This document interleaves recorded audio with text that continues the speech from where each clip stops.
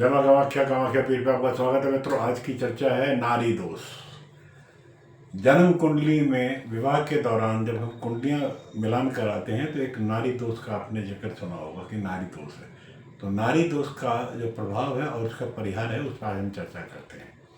ये नारी दोष क्या है? नारी दोष विवाह के समय कुंडली मिलान के अंतर्गत आने वाले सबसे महत्वपूर्ण दोषों में से एक है। यह दोष अष्टकूट मिलान प्रणाली के तहत नारी कूट में देखा जाता है, जो वैवाहिक जीवन की अनुकूलता और संतान के लिए प्रमुख कारक है। नारी दोष बनता कैसे है? नारी दोष तब बनता है जब वर और वधू की कुंडली में एक ही नारी की होती है। और नारी तीन प्रकार की होती है। आद्या नारी, जिसको हम बात कहते हैं, मध्या नारी, पित्त कहते हैं, और अंत्या नारी, जो कफ को रिप्रेजेंट करता है। यदि वर और वधू की नाड़ी समान होती है तो नारी दोष बनता है। यह दोष वैवाहिक जीवन में कई प्रकार की परेशानियों का कारण बन सकता है। नारी दोष के जो दुष्प्रभाव होते हैं, कई तरह की समस्याओं को जन्म दे देता नारी दोष, जैसे संतान संबंधी समस्या, संतान प्राप्ति में बाधा, गर्भपात या संतान की सेहत को खराब होना, वैवाहिक जीवन की समस्याएं जैसे दाम्पत्य जीवन में मनमुटाव रहना, वैचारिक असहमति और तनाव को पैदा कर देता है। इसी तरीके से स्वास्थ्य के अंदर में समस्या, पति पत्नी या संतान की सेहत पर नकारात्मक प्रभाव पड़ सकता है। पारिवारिक अशांति के लिए भी नारी दोष को हम जिम्मेदार मानते हैं। परिवार में विवाद और कलह की स्थितियों को भी उत्पन्न करता है। नारी दोष की परिस्थितियों में उसका परिहार कैसे हो? नारी दोष कुछ विशेष स्थितियों में निरस्त यानी कि क्षमा हो जाता है, जैसे गोत्र की समानता हो।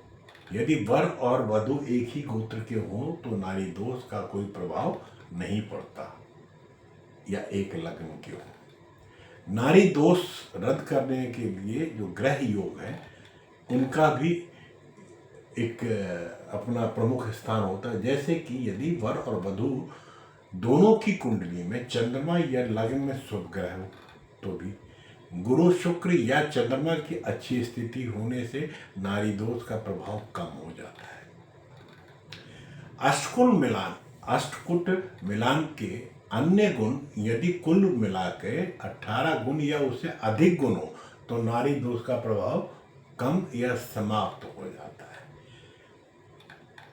वर और वधू की नक्षत्र की स्थिति, यदि वर और वधू के जन्म नक्षत्रों में संबंध शुभ हो, जैसे मित्रता या शुभ प्रभाव में हो, तो नारी दोष का प्रभाव भंग माना जाता है। अष्टकूट मिलान में 18 या उससे अधिक गुण मिल रहे हो, यदि अन्य सभी गुण को मिलान अष्टकूट में 18 है या उससे अधिक है तो नारी दोष को हम समाप्त मान लेते हैं। नग्न अवस्था में नारी दोष पहुंच जाता है। वर और वधू की कुंडली में बलवान ग्रहों की उपस्थिति भी नारी दोष की दोष को परिहार माना जाता है। यदि दोनों की कुंडली में ग्रह बलवान हो और उनकी स्थिति शुभ हो तो नारी दोष का प्रभाव न्यून हो जाता है या कम हो जाता है। मंगल दोष या अन्य दोष का ना होना, यदि जन्म कुंडली में मंगल दोष या कोई प्रमुख दोष नहीं है तो भी नारी दोष का प्रभाव न्यून हो जाता है।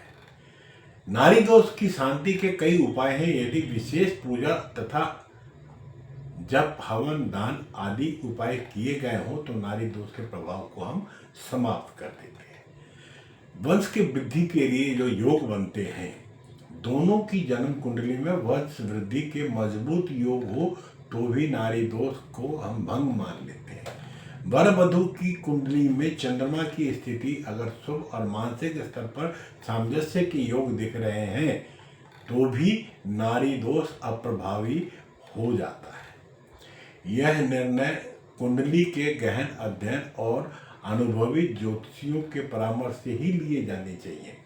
अब मित्रों, नारी दोष के शांति उपाय भी हैं। विशेष पूजा जैसे नारी दोष का निवारण अनुष्ठान है।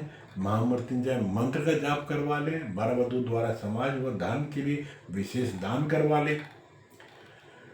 मंगल दोष या अन्य दोष का संतुलन देख लें। यदि किसी अन्य दोष नारी दोष के प्रभाव को कम कर रहे हो। और भी निवारण के उपाय हैं। कुंडली की विस्तृत अध्ययन करने के बाद अनुभवी ज्योतिषियों से सलाह ले लें। विवाह से पूर्व दोष का निवारण के उपाय अवश्य कर लें। पति पत्नी को मिलकर, भावी पति पत्नी को मिलकर नियमित रूप से भगवान शिव और पार्वती की आराधना करनी चाहिए। पीपल वृक्ष की पूजा और उसके नीचे दान करने से दोष कम हो जाता है। यदि कुंडली में अन्य ग्रह शुभ योग प्रबल बना रहे हो तो नारी दोष का प्रभाव न्यून ही होता है। साथियों, ये कुछ उपाय हैं जिससे आप नारी दोष का परिहार कर सकते हैं। आज की चर्चा यहीं पे समाप्त करता हूँ मित्रों। आज की चर्चा के बारे में आपके विचार जरूर जानना चाहूँगा। और हाँ, जाते जाते अगर आपने चैनल सब्सक्राइब नहीं किया है तो सब्सक्राइब करना नहीं भूलिएगा। साथ ही में वीडियो अच्छा लगा हो तो अपने मित्रों में ये वीडियो जरूर शेयर कीजिएगा। और आपके कोई भी प्रश्न जो व्यक्तिगत हो वो आप मुझसे कमेंट्स के माध्यम से पूछ सकते हैं। अपना बर्थ डिटेल मुझे भेजें और अपने सवाल भी। आशा करता हूँ कि आप स्वस्थ होंगे, कुशल होंगे और खुशहाल जीवन जीते हुए भगवती की कृपा पात्र भी होंगे। अब आपसे आज्ञा। आपका दिन शुभ हो। जय मां कामाख्या।